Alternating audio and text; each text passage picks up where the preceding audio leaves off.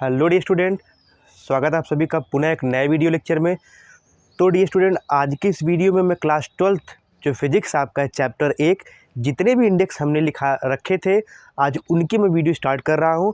तो सबसे पहले जो आज मैं आपको पढ़ाऊंगा वो आपका टॉपिक रहेगा स्टूडेंट कि वैद्युत आवेश किसे कहते हैं, और वहीं साथ साथ वैद्युत आवेश का सूत्र क्या होता है बेटा, इसका फार्मूला क्या होता है, और वहीं साथ साथ आपका इसके मात्रक किसके बेटा, वैद्युत आवेश के मात्रक को मैं बताऊंगा। फिर उसके बाद मात्रक को कवर करने के बाद बेटा आवेश की बीमा बताऊंगा कि वैद्युत आवेश की बीमा क्या होती है। तो सबसे पहले स्टूडेंट हम चलते हैं आपका डेफिनेशन पे, किसके, इलेक्ट्रिक चार्ज को, वैद्युत आवेश की डेफिनेशन पे, परिभाषा पे। तो इसकी परिभाषा क्या है स्टूडेंट, किसी पदार्थ का वह गुण, किसी पदार्थ का वह गुण बेटा, पदार्थ का एक ऐसा गुण जिसके कारण हम उस पदार्थ में वैद्युत तथा चुंबकीय प्रभाव उत्पन्न होता है। बेटा पदार्थ में कौन सा गुण उत्पन्न होगा, कौन सा बेटा, वैद्युत तथा चुंबकीय प्रभाव उत्पन्न होता है, आप उसे कहेंगे वैद्युत आवेश। और जो वैद्युत आवेश है बेटा उसे आप रिप्रेजेंट करेंगे स्मॉल क्यू से, छोटे वाले क्यू से वैद्युत आवेश को दिखाया जाता है। तो एक बार इसकी डेफिनेशन और बता दूं आपको स्टूडेंट, वो क्या है कि किसी पदार्थ का वह गुण बेटा, पदार्थ का एक ऐसा गुण जिसके कारण हम उस पदार्थ में दो प्रॉपर्टी देखने को पाएंगे। पहली प्रॉपर्टी इसमें जो उत्पन्न होगी, जो जनरेट होगी, वो आपका है बेटा वैद्युत, और दूसरी जो प्रॉपर्टी जनरेट होने वाली है वो आपका है चुंबक। ये दोनों गुण जिस पदार्थ के अंदर पाए जाएंगे हम कहेंगे पदार्थ आवेशित है, और उसे ही आप कहेंगे वैद्युत आवेश। और बेटा वैद्युत आवेश को आप छोटे वाले क्यू से दिखाते हैं। तो आप यहाँ देख सकते हैं हमने रेड वाले मार्कर से इसको लिख रखा है, और जहाँ भी डाउट है बेटा आप कमेंट में ज़रूर कमेंट कीजिएगा। अब बात करते हैं बेटा सूत्र की। तो बेटा जो है वैद्युत आवेश का जो सूत्र है वो बना है आपका वैद्युत धारा के फार्मूले से। जो वैद्युत आवेश का बेटा फार्मूला है वो बना किससे, आपका वैद्युत धारा के फार्मूले से। तो बेटा वैद्युत धारा का जो सूत्र होता है, वैद्युत धारा बराबर आवेश बटे समय। बेटा वैद्युत धारा बराबर आवेश बटा समय। तो बेटा यहाँ पे जो वैद्युत धारा है उसे आप दिखाएंगे बड़े वाले आई से, और आवेश को दिखाते हैं, आप अभी मैंने पढ़ा, आवेश को आप दिखाएंगे छोटे वाले क्यू से। तो आवेश को दिखाया बेटा आपने छोटे वाले क्यू से, और समय को दिखाया आपने स्मॉल वाले टी से। बेटा यहाँ बनाना है हमको फार्मूला, बेटा आपको यहाँ बनाना है फार्मूला। तो थोड़ा ध्यान दीजिएगा, आप क्या करते हैं, तो जो आपके पास यहाँ पे आवेश है, आवेश का फार्मूला बनाना है। तो धारा बराबर बेटा आपका यहाँ पे आएगा आवेश और बटा समय। तो आप क्या करेंगे, समय को इधर लाएंगे, बेटा समय को इधर लाएंगे तो गुणे के रूप में हो जाएगा। और जैसे ही समय आपका इधर आएगा बेटा तो यहाँ पे आपका हो जाएगा धारा गुणे समय और बराबर क्यू। यहाँ आवेश का जो है जो है बेटा फार्मूला निकल के आ गया। यहाँ देखिए ये आई था और यहाँ क्यू अपॉन टी था। तो ये जो टी है बेटा, टी को उठा के ला के यहाँ रखेंगे, टी को बेटा उठा के ला के यहाँ रखेंगे, तो आपको हो जाएगा आई इंटू टी और क्यू हो गया। तो अभी हम बताया बच्चा ये क्यू का फार्मूला हो गया, आवेश का, आवेश का फार्मूला हो गया धारा गुणे समय। बेटा आप इसे ऐसे लिख सकते हैं या आप ऐसे भी लिख सकते हैं, वैद्युत धारा बराबर बेटा आपका वैद्युत आवेश बराबर, यहाँ बेटा आवेश को ऐसे लिख सकते हैं या तो ऐसे। तो वैद्युत आवेश बराबर धारा गुणे समय। तो बेटा यहाँ पे वैद्युत धारा का जो सूत्र है वो क्या होता है बेटा, वो आपका होता है वैद्युत आवेश बराबर धारा गुणे समय। अब बेटा हम चर्चा करते हैं मात्रक की। चूँकि बेटा फार्मूला बनाना सीख गए आप, तो फार्मूले से ही आपका यहाँ पे निकल के आएगा मात्रक।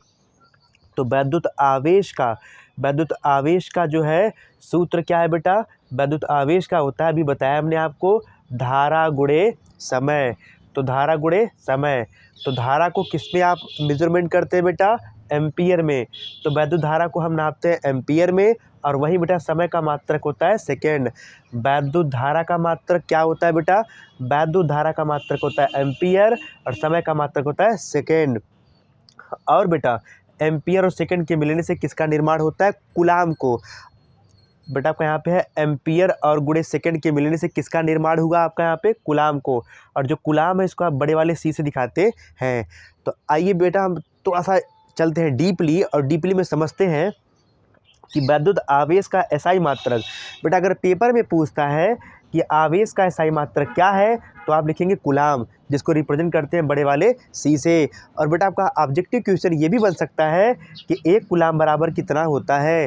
तो बेटा एक कूलाम बराबर आपका होता है 3 × 10⁹ स्टेट कूलाम, 3 × 10⁹ स्टेट कूलाम।